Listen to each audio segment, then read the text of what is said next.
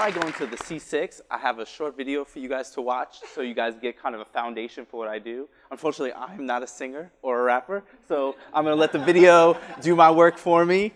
And I think, Amanda, if you could help me out with that, that'd be awesome. I'm not sure if...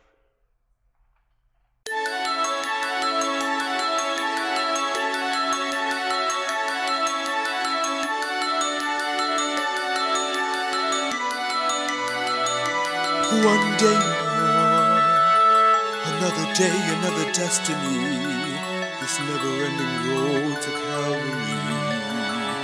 These men who seem to know my crime will surely come a second time. One day more. Not live until today. How can I live when we are parted? One day more. Tomorrow you'll be worlds away. And yet, with you, my world has started. One day more. One more day on my own. Will we ever meet again? One more day with him I carry. I was born to live with you. What a life I might have known. And I swear I will be true. But he never saw me there.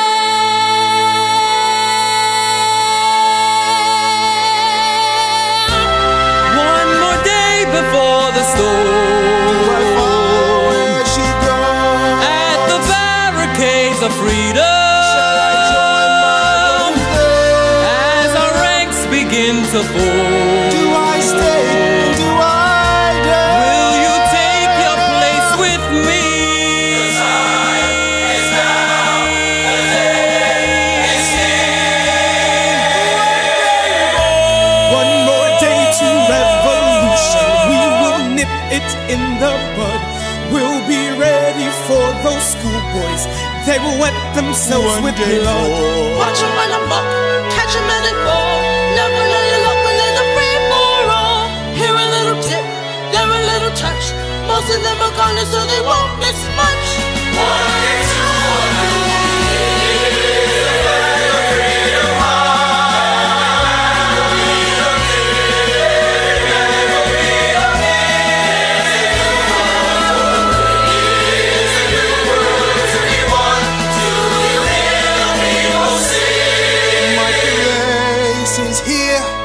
I fight with you.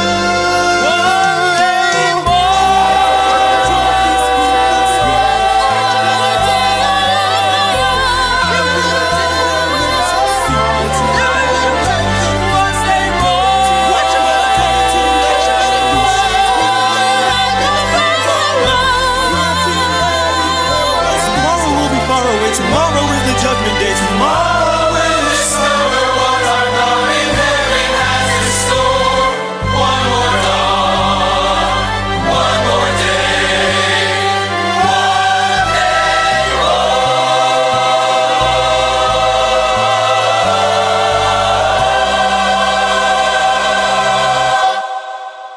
So, thank you.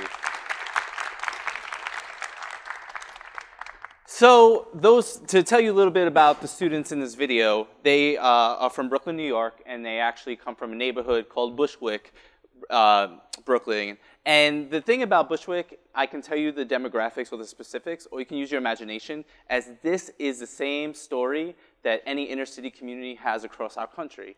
I hear some of it is probably similar to Manchester as well. And to tell you a little bit more about these students, before they get to me, they actually have no singing training, no acting training at all.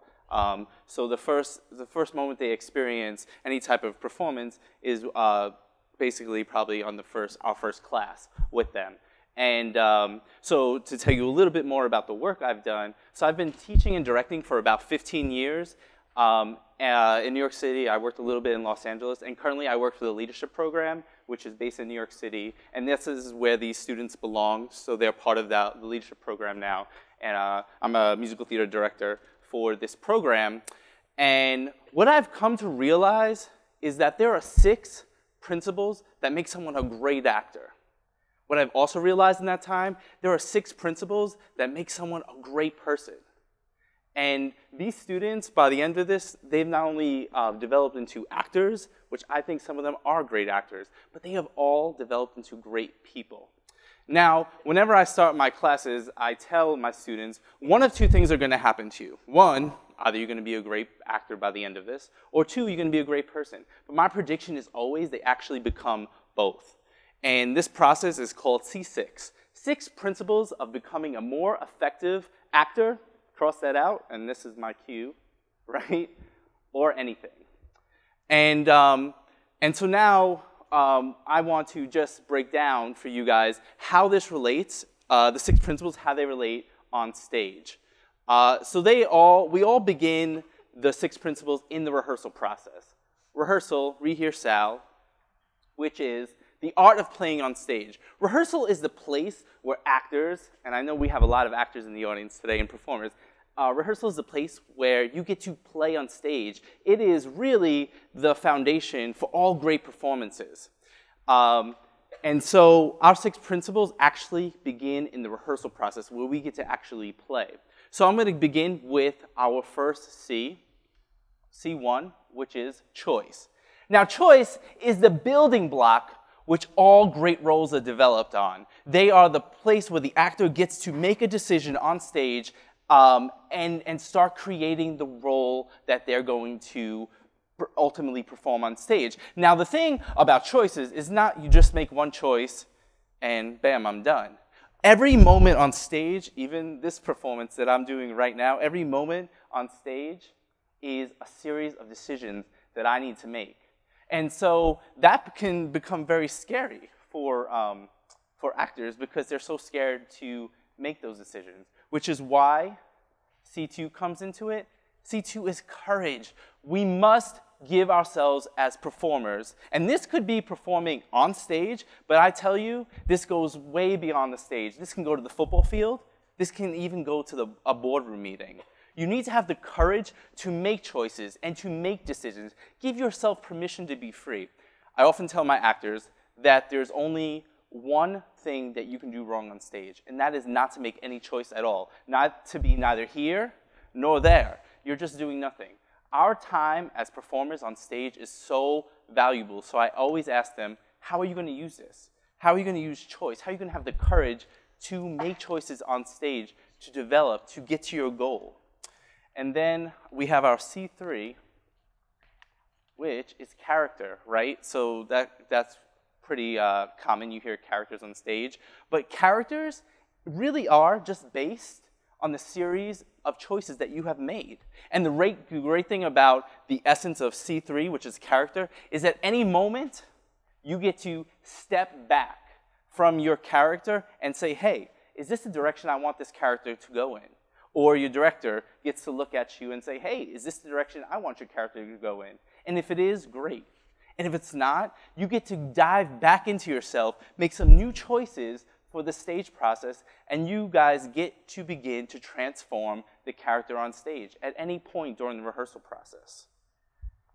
Now, C4, compassion. You really hear compassion as an acting term, but I use it because compassion is the art of listening with emotion. It is not just listening without hearing. It is the act of really investing in someone. You have fellow actors on stage, and the whole thing is to react to them in the present moment, to authentically be there with them on stage, to really gather what it is that they are saying. And so that is why I use the word compassion, because compassion is about really engaging with someone else. And then there's commitment. Commitment on stage, obviously, that's essential. So if choice is the building block, commitment is the foundation. It is the thing that you give to your fellow actors. It's a thing you give yourself. It's your investment into the project that you're doing or the assignment you're working on. You know, if you are not fully committed, not only to the production and your rehearsals and come with your lines prepared and come on time and all those great things that directors tell you to do, it is also about showing up fully for your fellow actor. And the audience can see if you're not committed in one of your choices, fully grounded and rooted in the choice that you've made. And then my C6, right, contribution. Contribution is the end-all, be-all payoff of the C6s, right? Contribution is the thing that you leave behind on stage.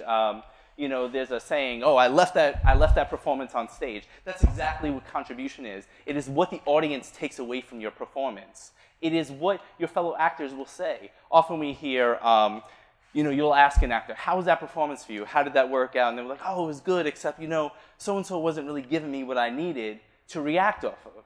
So I always tell my students, what is your contribution going to be to yourself, to the production, and to your acting partners?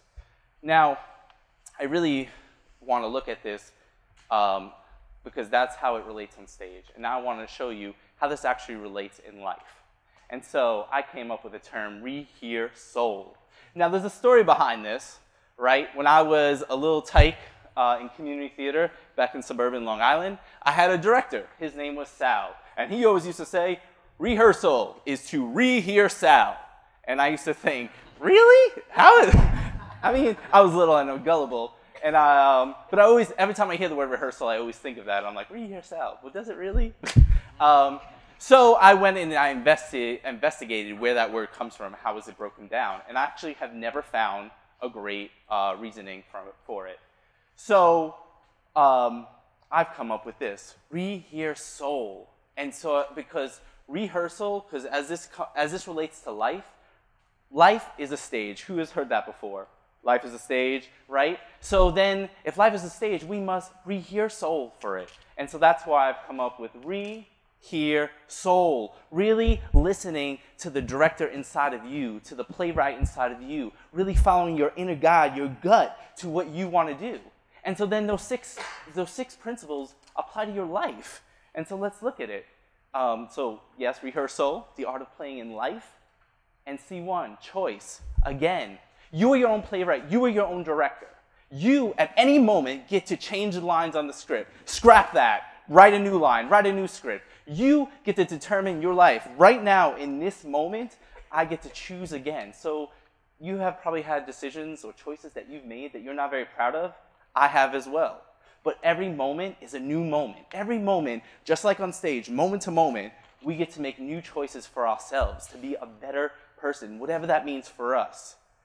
And then, of course, we need the courage to do that. We need the courage to make those choices. Sometimes our guide is guiding us to do something that we're scared to do. Because making choices, let me tell you, is super scary. Because we're always scared that someone is not going to approve or we're not doing the right thing. But making choices, you need to free yourself to have the courage. And sometimes we're going to make wrong choices. And we can use that as a barometer for the next time that we need to make the choice or a choice around that. We get to know where we want to go based on the courage to make a choice. So I say, it's okay to be wrong and to be strong.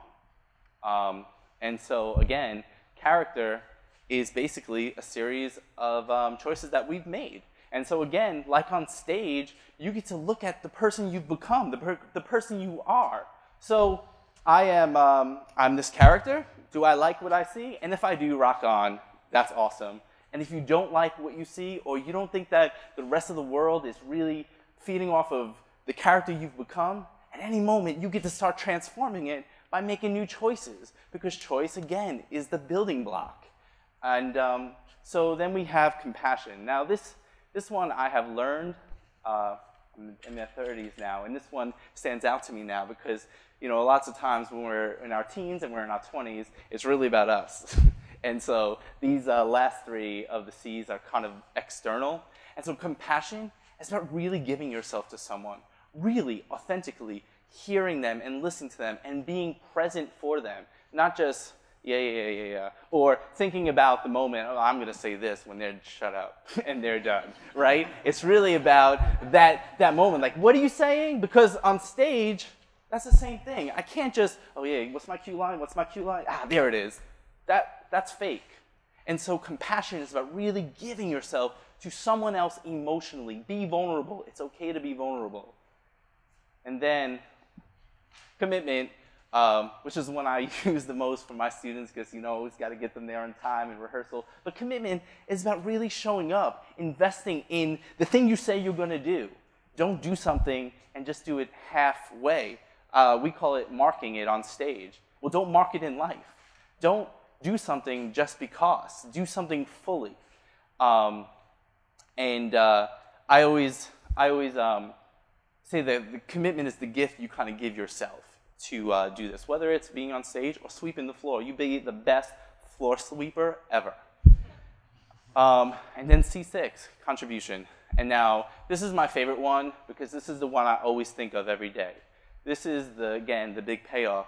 But I want to know, what do you want your contribution to be at the end of your day or at the end of your life? You see, the thing is, we're all born with two things in common. We're born, and we will die. And what we do in between those things is what makes a difference of every one of us in this room and every one of us who are breathing today. So I always ask my students, what is your contribution going to be? How do you want to be remembered in your life? And so I ask you today, as I wrap this up, is what kind of impact do you want to have on the world? How can you use these 6 principles of choice, courage, character, compassion, commitment, and contribution? How can you use those 6 principles so that you make the biggest impact you have with the time here on earth? Thank you.